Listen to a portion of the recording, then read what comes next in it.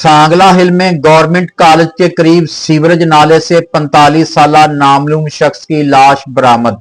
Rescue 1122 का action. Shahidin और शहरियों से मिलने वाली इतलात के मुताबिक सांगला हिल में गवर्नमेंट कॉलेज फॉर बॉयज के करीब सीवरेज नाले में एक लाश की मौजूदगी की इतला मिली।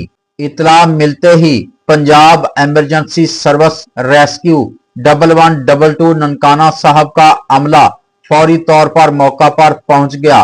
रेस्क्यू टीम ने पेशावराना महारत बरवेकार लाते हुए लाश को नाले से निकाला और जरूरी कार्रवाई के बाद पुलिस के हवाले कर दिया। रेस्क्यू जराये के मुताबिक मुतवफ़्फ़ी की उम्र तकरीबन 45 साल है और ताहाल इसकी शनाख्त नहीं हो सकी है।